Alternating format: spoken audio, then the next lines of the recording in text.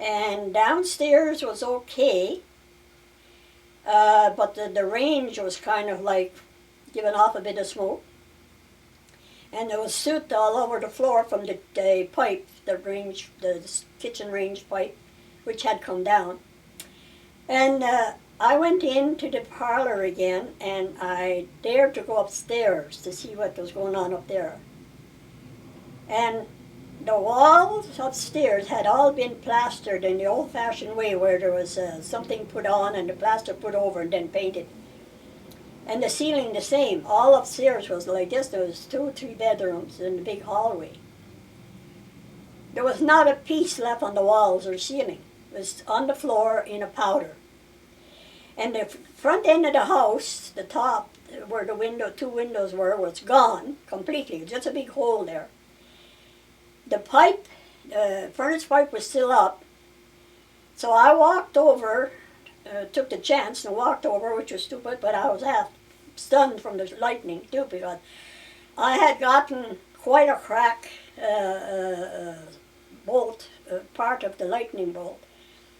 And I looked out at the hole there, and the whole front end and the I don't know what they call it, the gable end or whatever, it was gone. There was nothing there at all.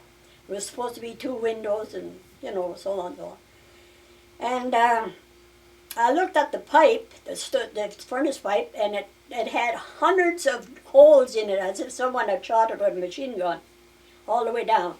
And where the mattress had been was all scorched. And then I could see in the baseboard where the lightning hit the mattress, set it on fire, went through and hit the baseboard and went on to the kitchen on the wires and to the barn and the shed and so on. There was not a bit of electrical wiring left in the house or the buildings anywhere. And then I went downstairs again, and I looked down at the pipe downstairs, and it was riddled with holes. And I went in the parlor and looked up where the light was over my head, and it was not there at all, it was just a hole. And then I looked at my coat, and my beige coat was brown. Just the nicest brown you ever want to see. My eyebrows were gone, my hair was all singed, and I felt my face kind of hot, and I felt hot all over, like, kind of achy. But anyway, I was in shock. I didn't realize it really. Went back out into the kitchen, and Dad was, for the first time in my life I ever saw him cry. He was sitting on a chair crying, probably from the shock too, and the fact that none of the kids were killed because they had been playing up there on that mattress. Well, what we discovered afterwards was that the mattress literally divided that big bolt of lightning. And half of it went one way, and the other half came towards me.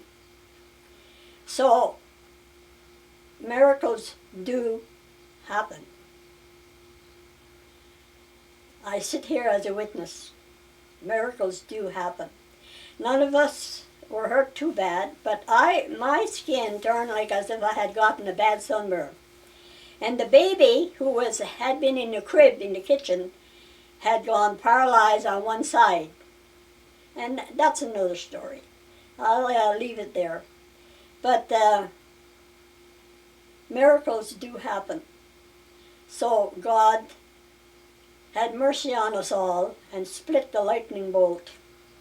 And a miracle must have been too, where I told those children to leave and go into the shed. Because in the shed they were further away from the danger. None of them but the baby was hurt. And I suffered the rest of my life from it, I guess. And so did my dad, I think. And my stepmother. But anyway, I'll say bye for now and leave you hanging. Now I'll see how long it's going to take to put it up. But I will try to get back to it and not let you hang too long.